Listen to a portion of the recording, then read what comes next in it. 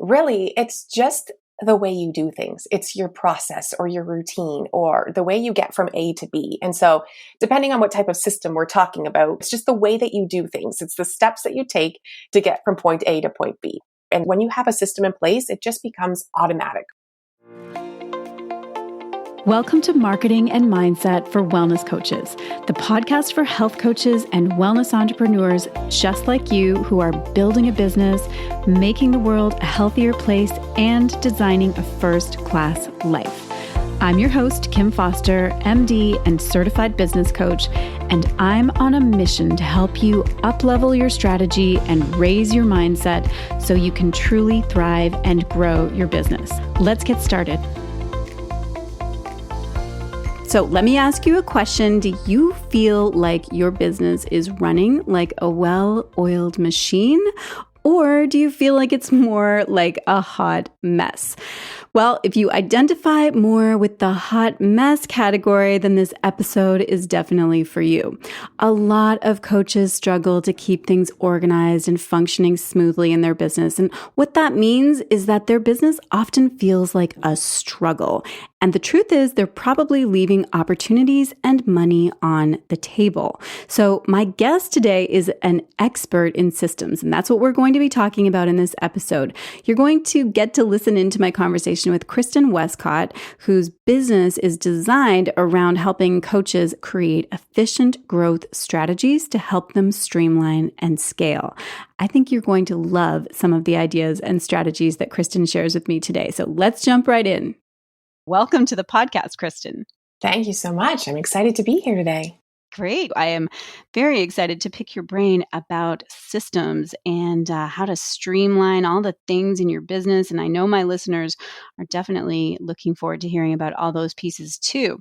But before we get there, I'd love for you just to tell us a bit of your backstory, kind of what brought you to the work that you're doing now. So funny enough, I started out in the online space in 2017 as a health coach.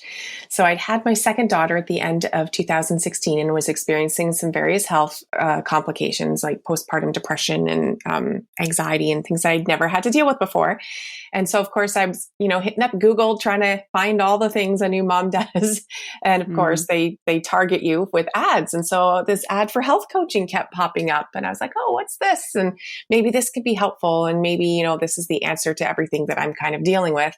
And so I registered for a health coaching program, and I got certified by the Health Coach Institute to be a health coach and a life coach. And so I was working through that over the length of time or the year I was getting certified. And then I went back to work. And so I'm in Ontario, Canada. And so at the time that I had my second daughter, we had a 1-year maternity leave.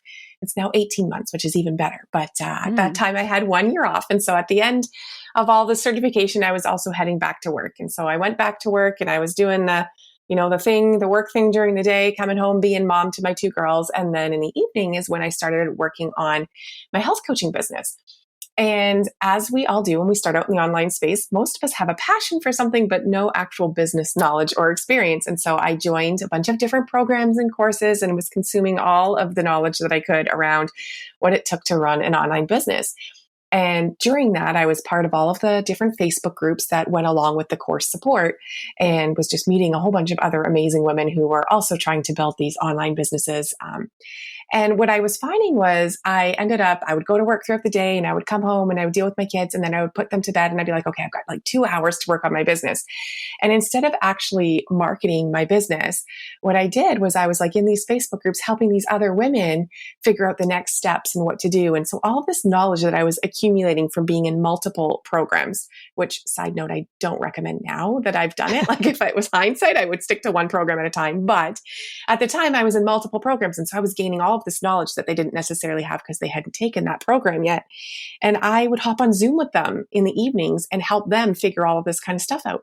And I did that for about 6 months or so, maybe a little bit longer, and then sat back and went, I have no clients. I wonder why I have no coaching clients. Well, it's because I've been spending all of my time that I would use to build my business helping these other women do this thing. And so I had to sit back and think, why was that? What was going on there? And that's when things really came full circle. So in my past life, I like to say I worked in a law office as a legal assistant, and it was, all kinds of project management and that kind of stuff. And then I worked in the education sector, and I worked there helping students with goal setting and time management and breaking down, the essay writing process into something that was manageable, managing exam anxiety, teaching faculty different workshops around different APA style and different things like that. And so it kind of all came together with the health coaching. I thought, you know what, like all of these things that I've been doing in corporate and what I've learned in health coaching, this is actually a thing. This is actually a business where I can use all this information and support other people in growing their businesses. And so when I came to that realization, I registered for another program, a director of operations certification, and I became certified as a director of operations in the online space. So that's what's more commonly known as an integrator, I think, is what a lot of people might recognize that term from. And I did that for 2019 and 2020. And then the pandemic hit, obviously, in the middle of all of that. And my kids came home. I lost all form of childcare. My 3 and 5-year-old joined me back at home while I was trying to run the back end of 3 other coaching businesses. And so that meant launches and webinars and all kinds of different things that I was starting to lose my sanity because, as we know, in 2020, it was one more month. We'll just do this for one more month. And then next month, something will change. And by the end of 2020, I realized that it wasn't just going to be one more month, and I wasn't going to fall for that trick anymore. And I needed to change something in my business. And so that's where I shifted into what I'm doing today, which is being able to support people that are kind of in that messy middle. So they've surpassed the startup phase. They know what they're doing. They know what they want their business to be. They have a product that they're making money with, but they're not quite sure how to actually grow their business now because they've kind of fumbled their way to get to where they are. And they're not quite sure what they did to have that success and how they can kind of capitalize on that success. And they're maxed out for time because things are finally going well for them, but they don't have the systems in place to support that growth. And so I kind of step in and use all of my knowledge from that director of operations piece that I did and working in the back end of those businesses to help them figure out how they can get to where they are now, just cracking that 6-figure mark or just over that 6-figure mark to scaling to a place where they can hire their own operations person. But in between, they still need to create those foundational systems and they need to free up some of their time so that they can actually put a strategy together for their growth. And so that's where I'm at today is I get to really support people in this in-between capacity and helping them figure out, okay, I know where I am now. I know where I want to go. What's the missing piece to help me kind of get there? And it's strategy and systems are often the back end pieces that are missing now that they have clients and their marketing's dialed in. That's fantastic. I love that whole journey. Like, I mean, it's amazing how you started off in, exploring your own health issues and then found health coaching and then evolved from there. And then really, it's almost like that whole, the approach of like planning businesses and systems and strategizing really found you, right? Instead of the other way around. I love that. Yeah, it did. It felt so natural once I made that connection. Yeah, I'm sure it was confusing at first, but then you it sounds like you sat back and you're like, okay, why is this? Like, what is going on? Which is very cool. Okay, this is great. So I love that. So let's dig into some discussion about the business systems that we've been talking about. And I'd love to start by clarifying, what are we talking about when we actually say systems? Like, I'm sure that there are going to be some listeners who are maybe not super clear on this, but so what do you mean by systems? Yeah, I love that because it's such a scary word for people. And everyone's like, systems, oh my God, no, I don't want to talk about systems. I don't want to deal with systems. But really, it's just the way you do things. It's your process or your routine or the way you get from A to B. And so depending on what type of system we're talking about, we could say, like a lead generation system, like how do people find you and how do they end up working with you? Like what's the gap between A and B? And there's a system or a process that happens in there. Onboarding your clients is a different type of system. It's just the way that you do things. It's the steps that you take to get from point A to point B. And so really it can be just that simple. Okay, that's great. That makes a lot more sense. So it's not necessarily like a particular thing. It's more like the process of how you take people maybe from A to B, that kind of idea. Okay, great. So I'm wondering if you can explain why systems are important. Like, why does a growing entrepreneur, especially somebody in the health and wellness space, like why would we need systems? Okay. Oh, I could talk about this forever, but let's I'm going to try and focus it down here. So there's a couple of reasons why you need systems. First is to save your own sanity. I mean, we make thousands of decisions in a day, right? And if we don't have something there that we can just kind of follow along with, then we're wasting our brain power and the time that we could be devoted to working with our clients on trying to figure out the next step or the next piece. Whereas when you have a system in place, it just becomes automatic. What's next? Second part is you can then automate those systems. A lot of the systems can be automated for an online business, which means then you don't even have to do half of those things anymore. So now it's freeing up a whole ton of time in your week that you can devote to something else. It can be time that you get back for yourself, for your own self-care. It can be time you can devote to maybe taking on one more client now that you don't have to do that back-end systems piece anymore. Maybe you've freed up a few hours that you can maybe take on one or two more clients or start working on that next project that you've got on the back burner. Because as entrepreneurs, we always have that next big idea, but we rarely have time to actually implement it. And when you put systems in place in your business, it frees up a lot of that administrative stuff, a lot of that back end stuff, so that you can focus on the things that you really love doing. That's fantastic. It sounds like it's an investment. Like, yes, it takes some time to set the systems up and put them in place in the beginning.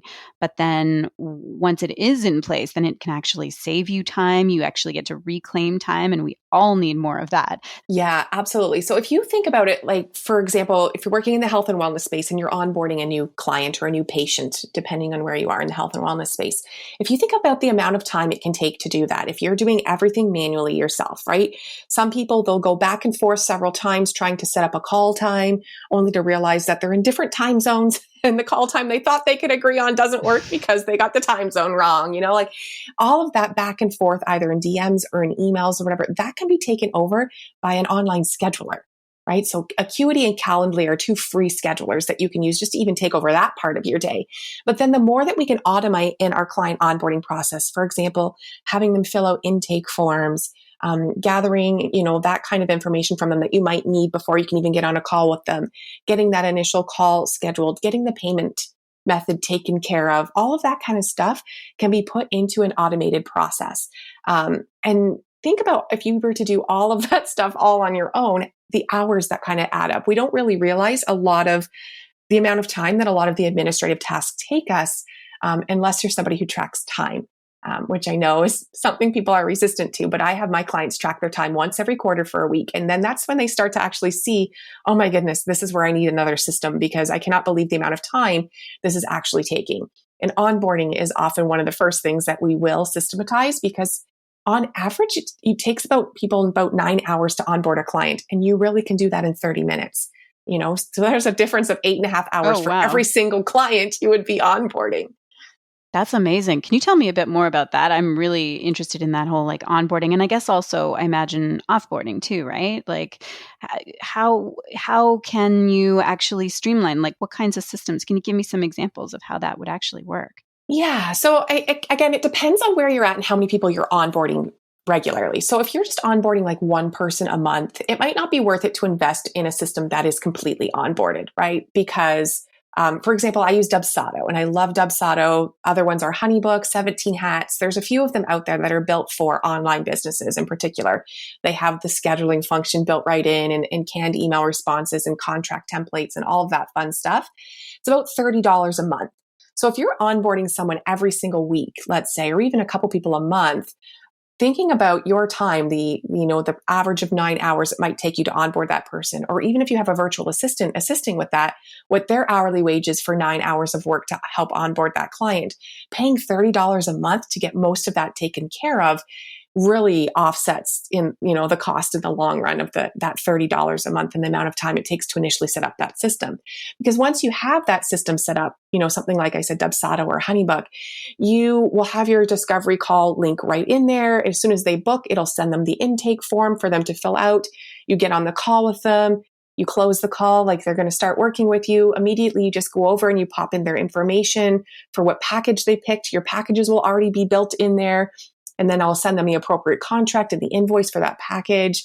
The welcome packet you'll have pre-done and it'll just pre-populate. It's just like your email system where it'll pre-populate the client's name into the place inside the welcome packet. And then you can go and customize like a little bit if you wanted to mention a few things you talked about on their discovery call or something.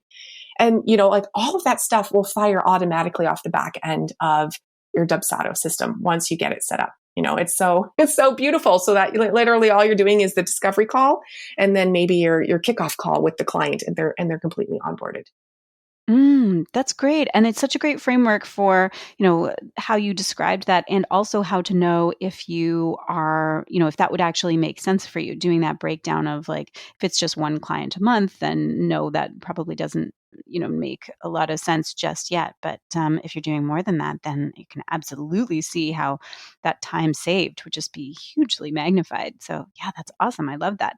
What would you say are some of the if you could give like a top 5 systems that a business owner, like a, health and wellness coach should have in place? I guess I'm specifically thinking about, because you said that the people that you tend to work with are the ones who are in that messy middle stage, right? They're Yes. beyond startup. So if you're feeling like you're in that messy middle, you are juggling so many different things. What are some of the systems that somebody who's in that stage would want to consider looking into or setting up? Yeah. So in addition to your client onboarding, you're going to want to find some way to have a lead generation system operating in the background for you. Because again, when you're in that messy middle, often what happens is people will market like crazy, and then they get a bunch of clients. And then when they're serving their clients, they have no time to market. And then when those clients are finished, they're like, oh no, I have no more clients. And now it's back to marketing like crazy. But if you have a lead generation system in place, then you can start to kind of continue to feed those leads on an ongoing basis, so that when you're wrapping up with a particular client or project, then you have, a pool of people that are, warm and ready to maybe take that next step with you, that you can kind of reach out to and connect with, or start them onboarding right away. And so this can be, lead generation can be social media, it can be all of that kind of stuff, but it also can be referral partner relationships. And I know in the health and wellness space, there is a lot of potential to build referral partner relationships between different types of practitioners or different types of specialists, to be able to kind of continuously be feeding people back and forth to each other that are maybe finished with your program and that's the next step, or, they need to maybe see this other practitioner first before they can be ready to work with you as well. So that's another one I would work on, is kind of like figuring out what your lead generation process is going to be, and blocking off time in your week to continually work a little bit on that. So if you're using referral partners, blocking off 10 minutes a day, 30 minutes a week to reach out to and connect with either potential new referral partners, or to continue to foster that relationship with your current referral partners. Are there other systems that you generally recommend to streamline things for people?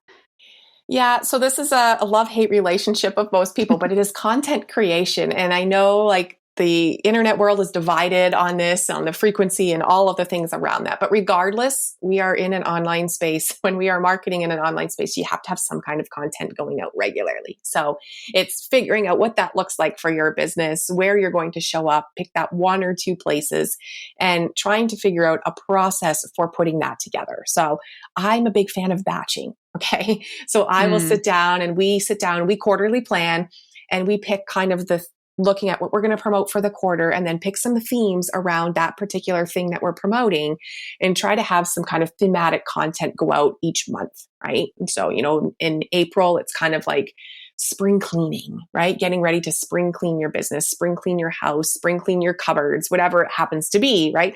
And so you can kind of create some different content around that. And so that's kind of the whole theme of the month. And what are 3 things you can do to clean up your Google Drive, and 3 things you can do to clean up your ClickUp system. And right. So this is kind of the content that's going to be going out on my social media over the next month, is kind of based around this theme. And then from there, I sit down and I batch all of my IGTVs, which then I have an assistant who puts some of those bullet points into an email, pulls some quotes for me to put on social media, right? But even if you're working on your own and you don't have an assistant, it's setting up that process of, okay, if I'm going to sit down and figure out quarterly what my topics are going to be, then monthly I'm going to batch my long form content, whatever that is, whether it's podcast, whether it's video, whether it's written.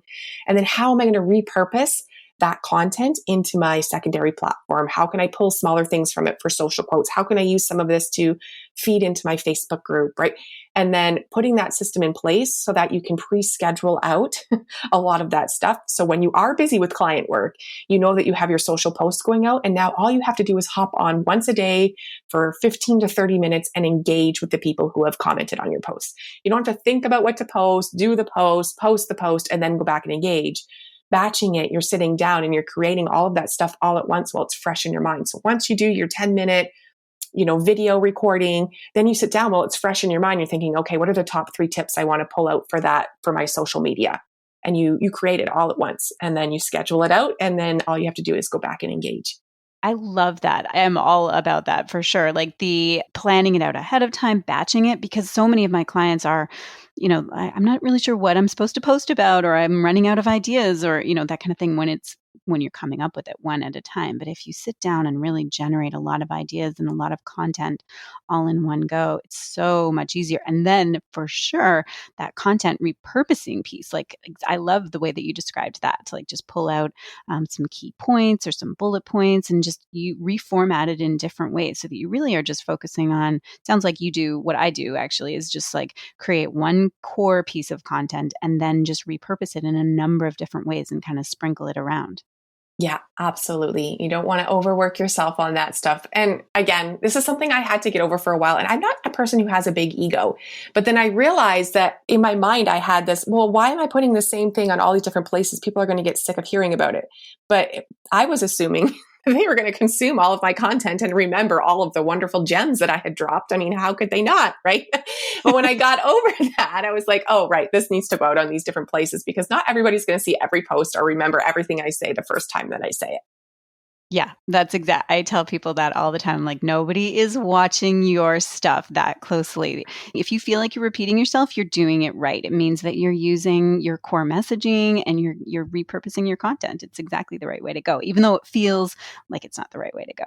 So now, when you've observed clients or worked with people, or when you've seen people, the inner workings of their businesses, what are some of the mistakes that people tend to make, or what are the, things that you often find are missing, or those gaps that really will hold an entrepreneur back? Are there certain pieces that you commonly see?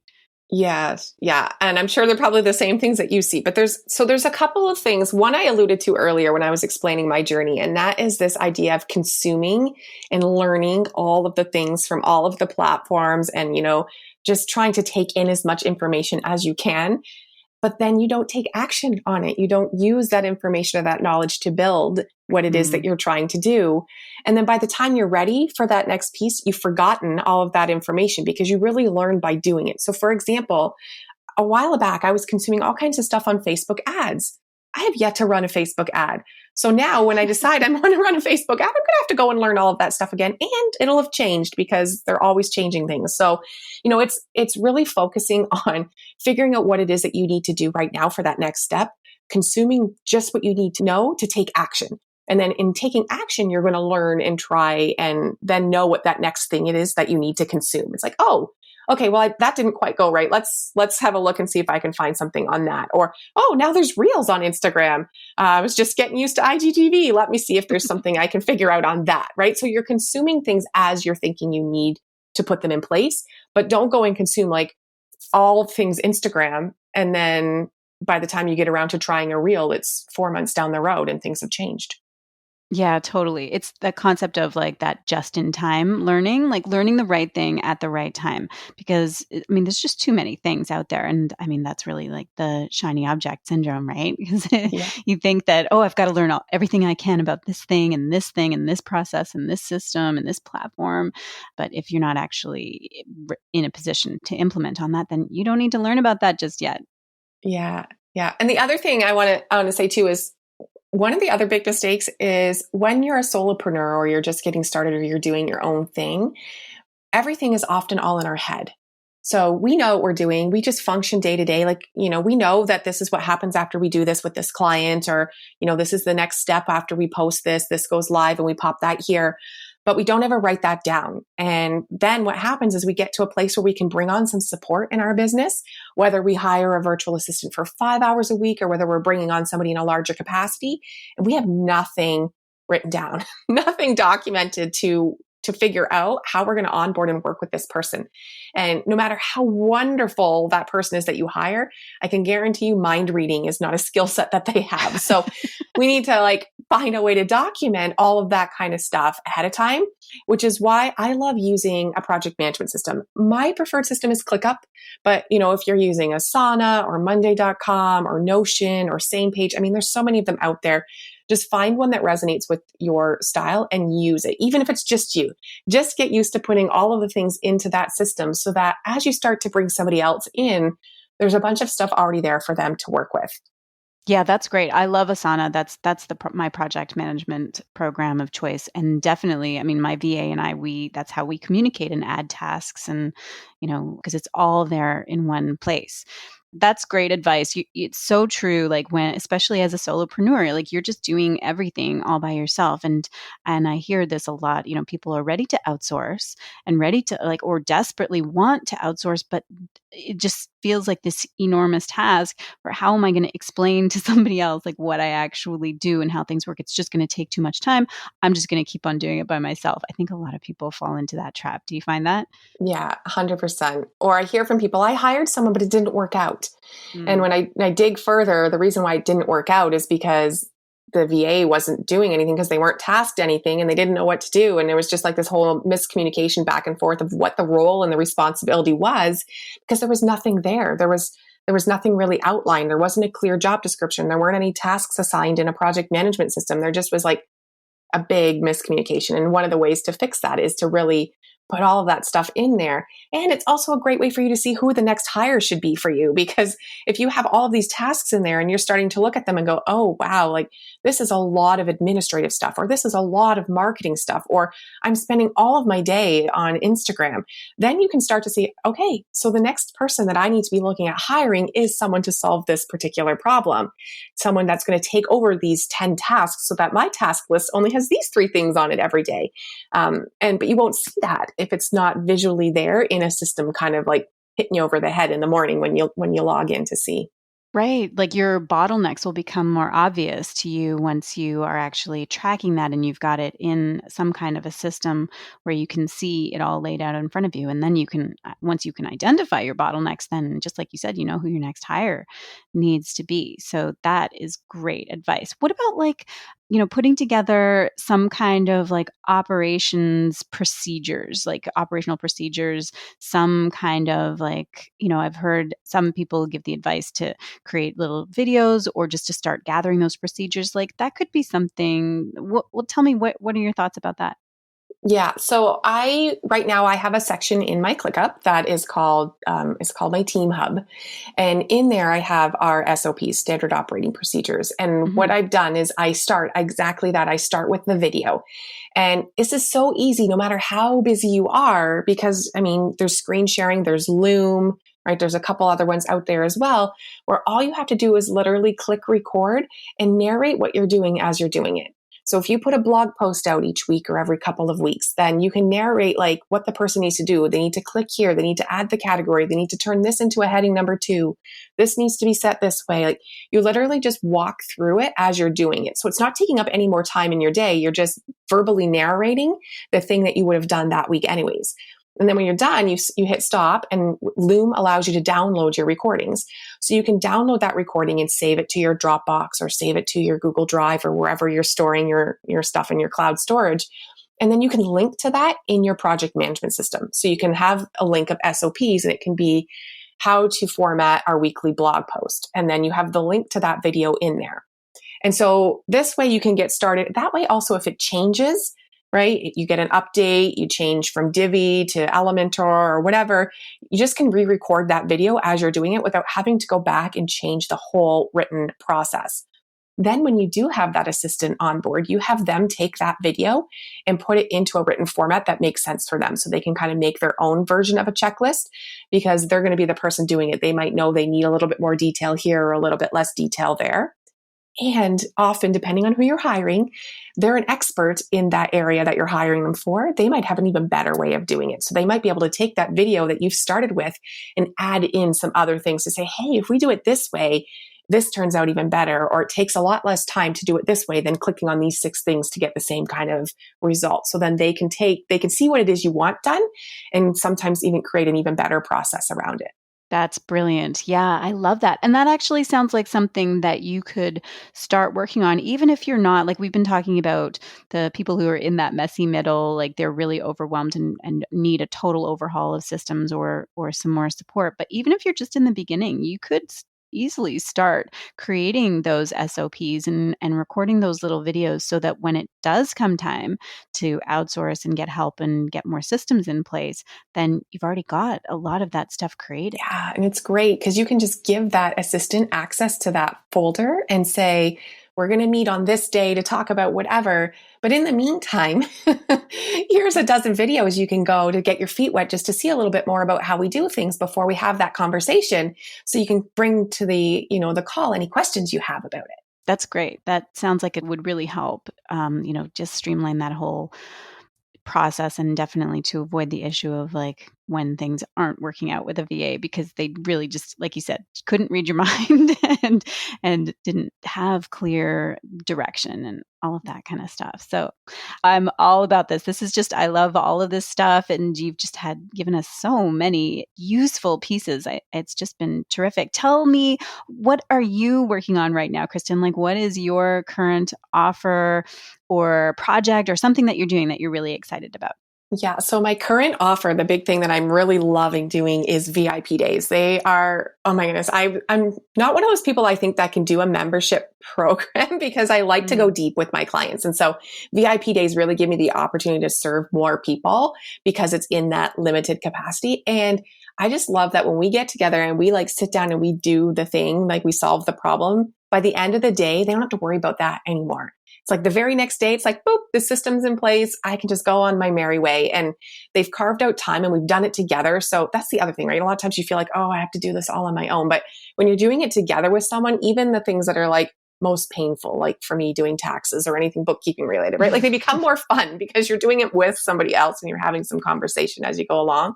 So I love VIP days. I think they really they allow me to really be able to deeply serve my clients and get things done fast for them. Because like I said, the people that are working with me, they're in that messy middle and they just don't have time. So if I can solve the problem and get them back time, like today, that's what I love doing. But I also have another project I'm working on that I'm super excited about. And it's going to be a little like it's called Back End Brilliance.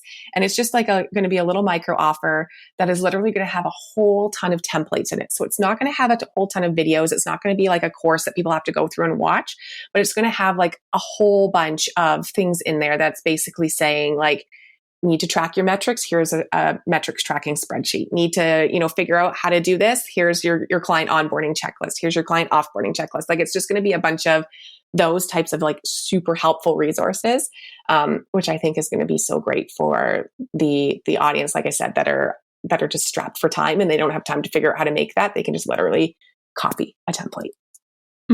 That sounds amazing. So can people find out more about both the VIP days and what was that called? Back End Brilliance. Back End Brilliance. I love that. Okay. So I'm a sucker for alliteration for sure. So on your website, is that the best place for people to learn more about those two offers? Yeah. So the Back End Brilliance isn't up there yet. I'm working on it. Okay. It's almost done. So if you want to know more about that, shoot me a DM on Instagram. That's where I hang out most, is on Instagram. I love hearing audio in messages because I get to kind of get the sense and the feel of the person behind the message. So shoot me a DM and send me an audio message. But definitely if you want to know more about the VIP days, there's lots of information on my website for that. Okay, that's amazing. All right. Well, this has been such a great conversation. I really appreciate you taking the time to chat with me. I also have a Facebook group, a free Facebook group. So I can give you the link to that as well for your listeners. If they want to join another Facebook group, I do like live Q&As each week so they can have a chance to have their questions answered there. But if you just want to see what I'm up to, or you want to chat with me one-on-one, through DMs or whatever, Instagram's the place I hang out. All right. Well, thank you so much, Kristen. This has been a real pleasure. And I've loved picking your brain on all of this stuff because it is just some really useful pieces of wisdom for our listeners. So thank you so much and have an amazing day. Thank you. You as well.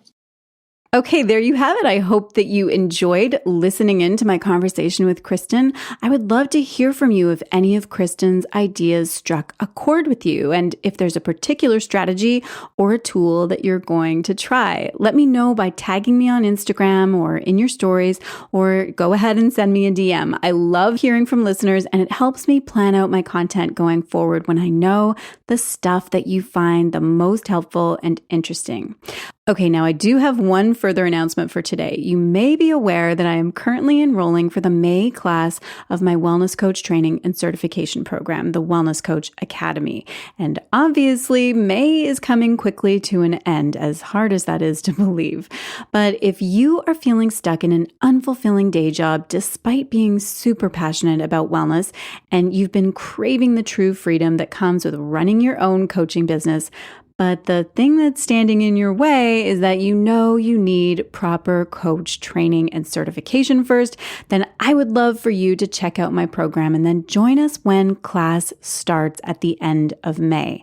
The Wellness Coach Academy includes everything you need to become a masterful women's wellness coach and all the business training you need to actually build your business and achieve the success you want. If you are done with punching the clock at a job that you just don't love, and you are ready to say yes to freedom, to waking up every day knowing that you are making a difference in the lives of others, then I would love for you to check out the Wellness Coach Academy, because it will help you achieve exactly that. The doors to enrollment to the May class are only going to be open until May the 28th, and then the next class isn't until September. If you join us for the May class, you could be all finished and certified as a wellness coach before the end of 2021 and ready to launch your new business into the world in time for the new year. Again, I'll put the link to the program page inside the show notes, or you can just head over to wellnesscoachacademy.com right now and learn everything you need to know. All right, that's a wrap for today. As always, I hope you enjoyed this episode, and I hope it gave you lots of ideas for improving your systems and streamlining your business operations so you can have more ease in your life and your business and get you even closer to success. Have an amazing week, and I will talk to you again soon. Thanks so much for listening. If you are ready to build a coaching business that gives you freedom and flexibility and allows you to make a meaningful impact in the world, but you're not really sure how to get started or what you need to do to attract the perfect clients and grow your income, then let me be your coach. I would love to teach you my exact framework, my proven method for how I created a freedom-based business for myself and how I've helped dozens of clients do the same thing and create a life that is better than their dreams. Get started by heading over to drkimfoster.com/business training, and there you can sign up for my free online training called The 4-Part Formula for Replacing Your 9-to-5 Income with a Coaching Business You Love.